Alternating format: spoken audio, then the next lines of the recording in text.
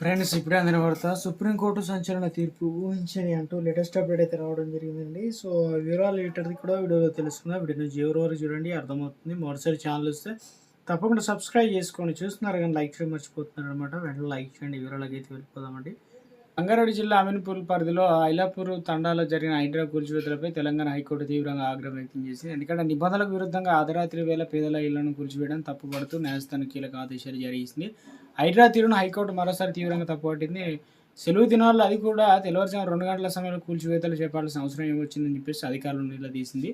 కనీసం నోటీసులు ఇవ్వకుండా, బాధితుల వివరణ తీసుకోకుండా ఏకపక్షంగా వివరించడంపైన జస్టిస్ విజయసేనారెడ్డి అసహనం వ్యక్తం చేశారు. సుప్రీంకోర్టు బుల్డోజర్ న్యాయంపైన స్పష్టమైన తీర్పు ఇచ్చినప్పటికీ అధికారుల చట్టాన్ని ఉల్లంఘించడం సహజ న్యాయ సూత్రాల విరుద్ధమని కోర్టు వ్యాఖ్యానించింది. చట్టానికి లోబడే చర్యలు ఉండాలని ఎన్నిసార్లు చెప్పిన అధికారుల తీరు మారకపోవడంపైన న్యాయమూర్తి మండిపడ్డారు.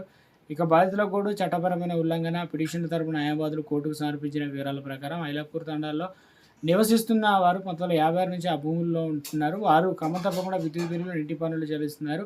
వారిని అక్రమదారులుగా ముద్ర వేసి హైడ్రా బల ప్రయోగం చేసిందని న్యాయవాది వాదించారు. అయితే నిరక్షరాస్యులైన పేద కూలీల ఇళ్లను నోటీసులు లేకుండా కూల్చివేయడం రాజ్యాంగంలో 14(21) అధికారుల ప్రకారం కల్పించిన జీవించే హక్కు కాలరాయడమని పిటిషన్ పేర్కొన్నారు. ఇక ఈ కూల్చివేతలకు సంబంధించిన వీడియోలు ఫోటోలు, వీడియోలు పరిశీలించిన కోర్టు బాధితుల పక్షాన నిలిచింది. ఇక స్టేకో అనగా యథాస్థితి విధిస్తూ ఉత్తర్వులు. ఈ వ్యవహారంపై అత్యవసర విచారణ జరిపిన హైకోర్టు ఐలాపూర్ తండాలో కూల్చివేతలు తక్షణమే నిలిపేయాలని ఆదేశిస్తూ స్టేటస్ కో విధిస్తూ ఆ మధ్యంతర ఉత్తర్వులు జారీ చేసింది. ఇకపైన ఎలాంటి కూల్చివేతలు చేపట్టాలన్నా బాధితులు ముందస్తు నోటీసులు ఇవ్వాలని, చట్టపర నిబంధనలు పాటించకుండా ముందుకు వెళ్లరాదని స్పష్టం చేసింది. ఈ మేరకు హైడ్రాతో పాటు రంగారెడ్డి జిల్లా కలెక్టర్ అమీన్పూర్ తహసీల్దార్కు నోటీసులు జారీ చేస్తూ